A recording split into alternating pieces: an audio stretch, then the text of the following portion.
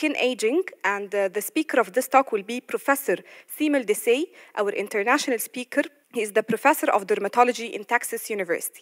Followed with a very interesting talk as well من Professor Tariq Nabil from Must University. And this talk will be chaired with our dearest chairperson, Professor Mustafa Abu Zaid and Professor Marwa Abdullah.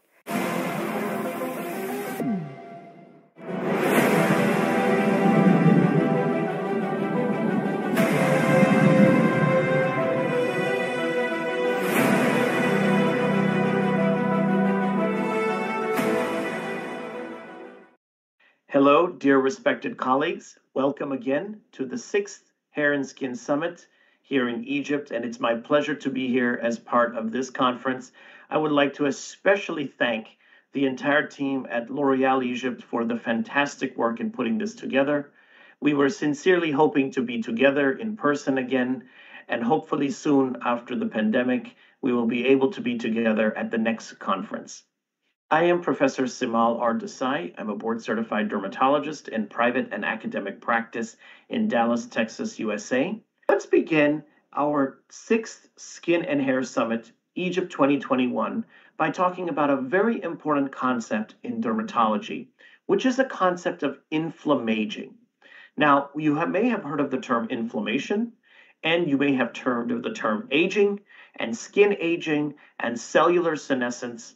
But let's combine these things together. And these are 3 important papers from the Journal of Drugs and Dermatology, from the International Journal of Molecular Science, and importantly, these are available in published literature from our colleagues around the world, talking about what happens to the biochemical makeup of our skin, our epidermis, our dermis, the subcutaneous tissue, and beyond when it comes to inflammaging. This concept that multiple factors play a role in very important signs of our skin changing, and subsequently the importance of skin care, is critical to our understanding of how we prevent both molecular and clinically aesthetic outcomes in skin. And we're going to talk about this in great detail. So what is inflammaging? Well, this is a very interesting term. It's a fairly new term that's used to describe aging that happens to an organ system or structure due to persistent chronic underlying inflammation that ultimately exhausts the skin's defense system. This ultimately then weakens the skin structure, resulting in degradation of collagen and elastin, and impairs the skin's barrier function. And one of the most impactful things we can do to slow the effects of aging is to find ways to slow down inflammaging. So here you have the normal skin aging process. Cellular stress and damage subsequently leads to low-grade inflammation, and that continual low-grade inflammation leads to accelerated skin aging because it weakens the skin structure, for example, the basement membrane, for example, collagen fibers, for example, elastin fibers, subsequently impairing the barrier, and a variety of things can develop as a result of barrier dysfunction, as you know. Exacerbation of atopic dermatitis, worsening of rosacea, pigmentary anomalies, dermatoheliosis, and the list goes on. Now, we know that extrinsic factors, such as the sun, the air, smoking, pollution, our diet, these important things can affect a variety of different chemical, structural, and other inflammatory factors in the skin. So, for example, we know environmental factors such as phototoxicity, excessive sun, atmospheric pollution can lead to increased production of reactive oxygen species that can then cause matrix metalloproteinase activation, leading to degradation of collagen and the basement membrane, ultimately causing wrinkling.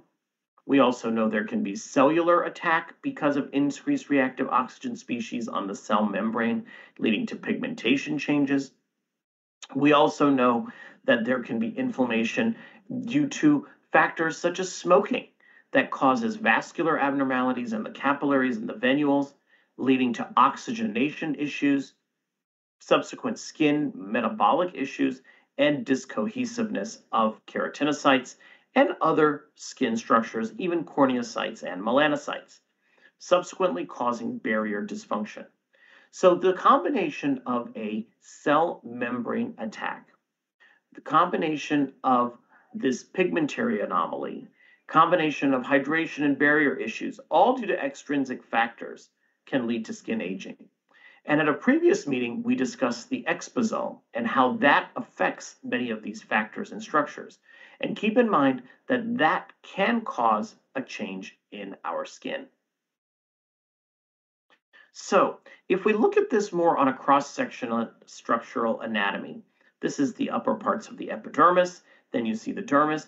You have the external stimuli, such as the sun, the air, the pollution, that directly is breaking down the barrier, but it's also leading to production of these reactive oxygen species. These reactive oxygen species then cause an increased production of cytokines, leading to damage to the cells and release of inflammatory mediators and other proteolytic enzymes. These enzymes then break down the basement membrane of the collagen, causing alteration of the collagen and elastin fibers, altering the amount of hyaluronic acid, of course, and subsequently causing dysfunction also of the dermo-epidermal junction.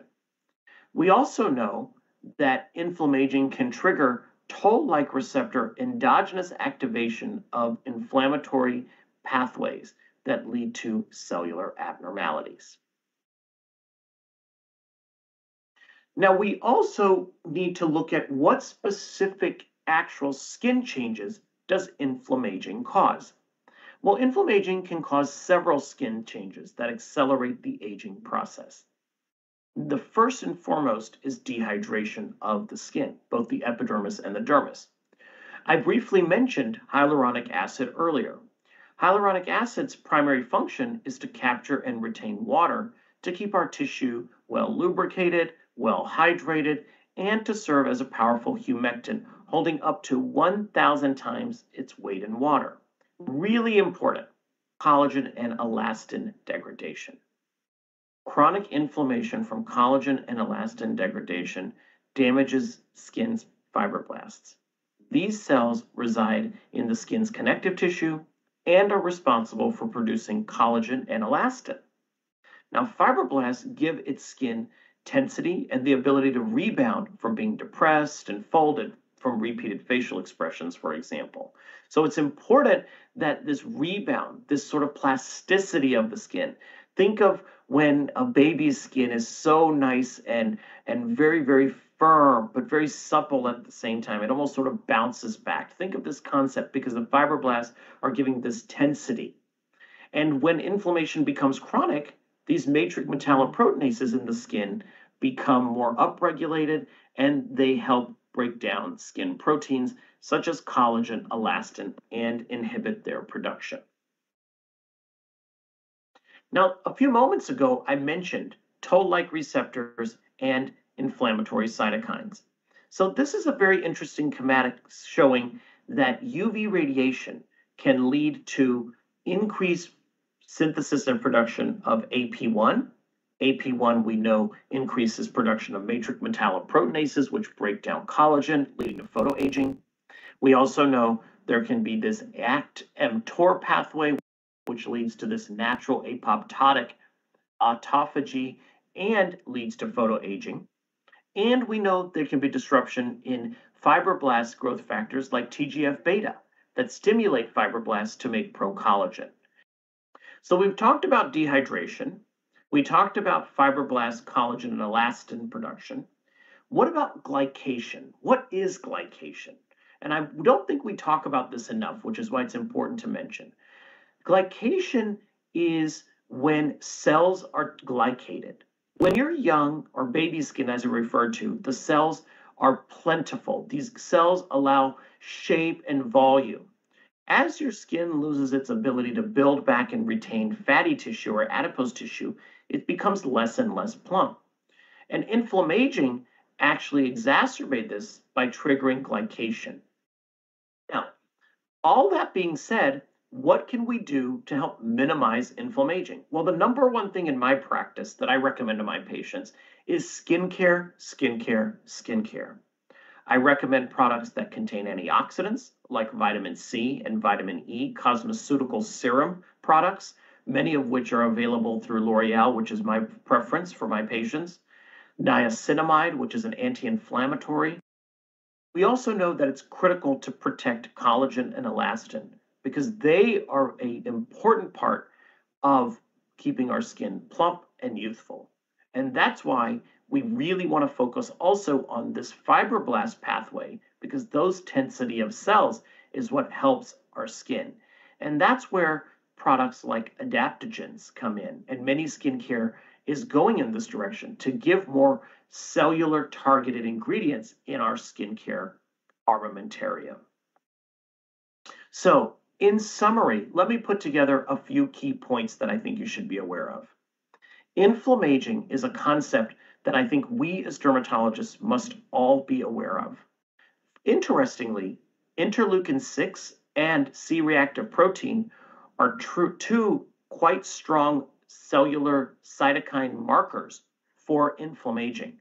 So more research is being done into how skincare and targeted therapies, if they target IL-6 and CRP, can affect inflammation.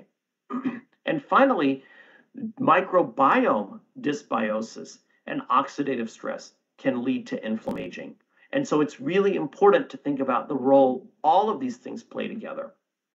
It has been an incredible honor to be with you for the 6th Skin and Hair Summit, Egypt 2021. I want to thank the team at L'Oreal for the kind invitation. It was my honor to be with you in Egypt a few months ago, and I only hope that we can be together again soon. Please feel free to reach out to me on Twitter or Instagram at Samal Ardesai MD. I want to thank you for the invitation. Hopefully we can all be together soon, inshallah.